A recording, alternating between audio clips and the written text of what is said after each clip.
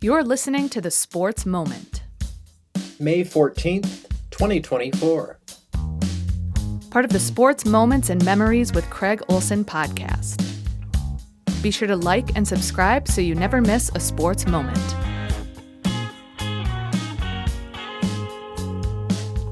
Sponsored by Pemberton Law and Lake Area Docks and Lifts. Lake Area Docks and Lifts, more than just docks and lifts.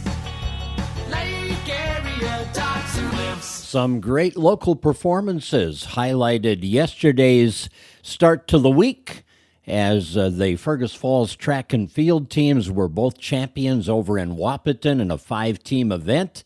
The Otter pitching staff threw a no-hitter yesterday in 5 innings against Crookston, and a couple of golf teams from the area, the Otter Boys and the West Central Area Knights, had memorable days.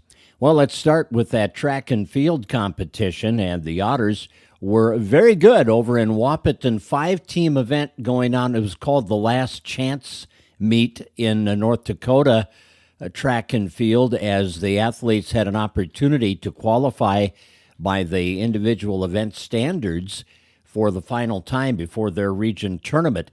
Now, the Otters certainly are not a North Dakota track and field team, but it gave them an opportunity to compete, and that's what they're looking for heading into the postseason, and boy, did they compete.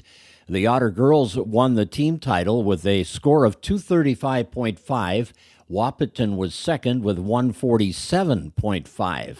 And individually, the top highlights for the Otters, Ruby Ellison won the 200-meter dash. Violet McCann was a champion in the 400-meter dash. You had Izzy Neubauer win the 100-meter hurdles. And the Otters had 3 relay teams that won championships as well. The 4x100 team of Rachel DeBrito, Siri Smested, Maya Fear, and Aubrey Nelson. And the 4x200-meter relay team, which featured DeBrito and Violet McCann, Aubrey Nelson, and Ruby Ellison. And then the 4x800-meter relay team, Estee Versteeg, Savannah Lee, Olivia Swanson, and Carson Lill. All of those teams wound up first in their respective races. And Maya Fear was the champion in the triple jump competition. Maya had a really good day overall, 3rd in the long jump and 4th in the pole vault as well. And then Brooke Zierden had a 3rd in the shot put and a 3rd in the discus, and Ruby Ellison was runner-up in the high jump. So great day for the Otter girls. A lot of personal best times there. Same on the boys' side. They won the team competition with a score of 269.5. Winemere Lidgerwood a distant second at 124.5. Otter highlights included a championship for David Ronovic in the 800-meter run. First place finish for Tommy Erickson in the 1600. Jade Miller won the 3200-meter run. And the Otters were first in the 4x8 relay with David Ronovic, Tommy Erickson, Logan Bradenberg, and Jaden Miller. And Andrew Muckow was the pole vault champion. He also had Shane Zierden as a double winner in the long jump and the triple jump. Jack Weldy was runner-up in the high jump, Jaden Hikus runner-up in the pole vault, and Darius Lockett runner-up in both the long jump and the triple jump. Leighton Drouillard was second in the discus, and Quinn Wynn Sheldon was second in the shot put, with Drouillard finishing in 3rd place in that event. So an outstanding day for the Otter track and field teams yesterday at the Wahpeton Last Chance Meet, as both the boys and the girls were the team champions.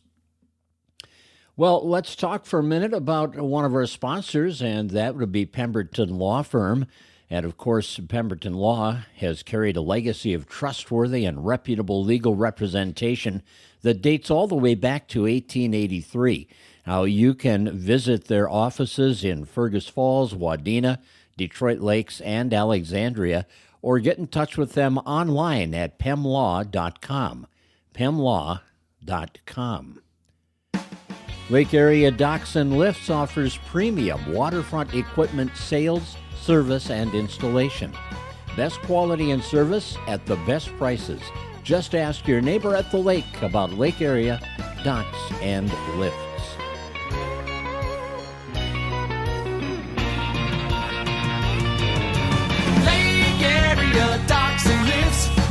than just docks and lifts.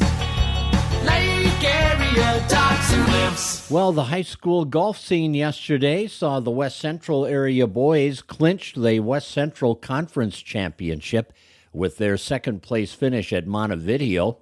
So they earned 59 points for the season with 5 first-place finishes, 2 seconds, and a fourth in West Central Conference meets during the year. In the Montevideo meet, Charlie Hansen of Morris carried his team to a first-place finish as he fired a 4-under par 32 to earn the medalist honors. Mitch Dewey took second. Mitch, of course, from West Central area, and his brother Marshall was fourth with a 39. Ben Bai came in eighth with a 40. 13 players from the 8 schools in the WCC were named to the all-conference team, and the Knights had 4 members on the team for their season-long scoring averages. They were Mitch Dewey, Marshall Dewey, Camden Anderson, and Sam Hansen. Junior Charlie Hansen of Morris was the conference MVP for the 3rd year in a row. So good season for those golfers, and the section meet is coming up. And I would think some of those names I just mentioned, they're going to wind up qualifying for state. Well, the Otter boys golf team had a strong finish on their home course yesterday. In fact, their team score of 298 was the first time that they have broken 300 as a team since Matt McGovern has been coaching, and the first time the Otters have achieved that score since 2015. And they were second to Alexandria. The Cardinals shot a 290. They're an outstanding team. Jack Holtz of Alexandria was a medalist. He had a 4-under par 68.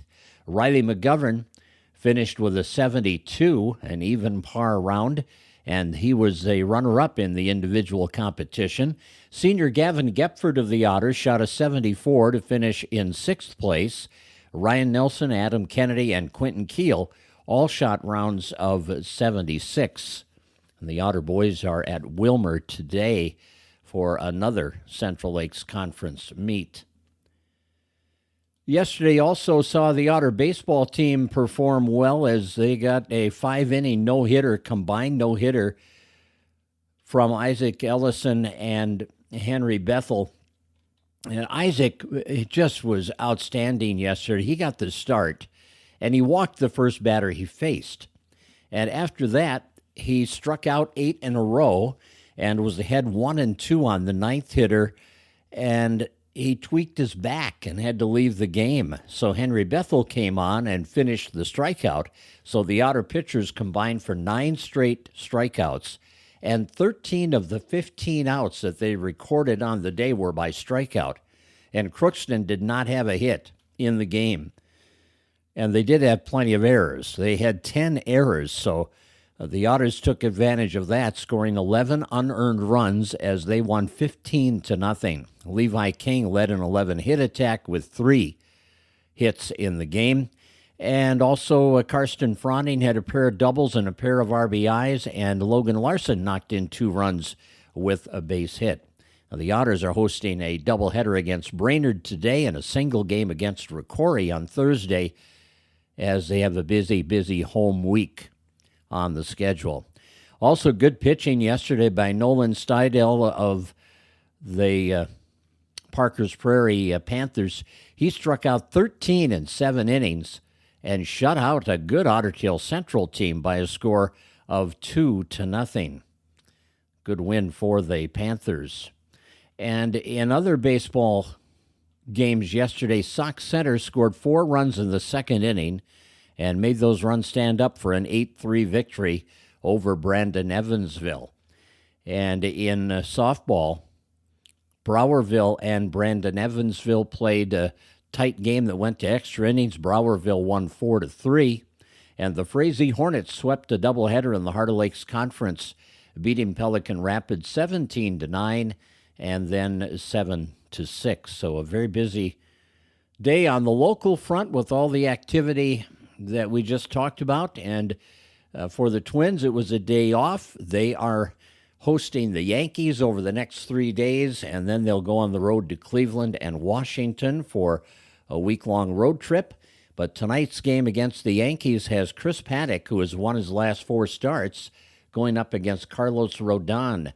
Paddock is 4-1 with a 4.34 ERA. Rodon is 3-2 with a 3.56 earned run average. The Yankees are currently tied for first place in the AL East with Baltimore, and the Twins are a game behind Cleveland in the American League Central Division. And in the NBA playoffs, big game in Denver tonight as the Timberwolves and the Nuggets, who are 2-2 in their series with each having won 2 on the road, will play Game 5 in the Mile High City. That game is a 9:30 tip-off tonight, and the Nuggets are 4.5-point favorites going into the game as the home team tries to get their first win in this series. And that's kind of been the theme. Last night, Dallas hosted Oklahoma City in the other Western Conference semifinal series, and the Thunder won in Dallas, 100-96. So that series is all even at 2 games apiece. The Boston Celtics won up 3-1 in their Eastern Conference semifinal against Cleveland, winning in Cleveland, 109-102. You notice the pattern here. And in the National Hockey League, the Hurricanes won against the Rangers 4-1. And in that series, the Rangers lead it 3-2, but a road win by the Hurricanes keeps their hopes alive. And the Dallas Stars won a road game at Colorado against the Avalanche 5-1.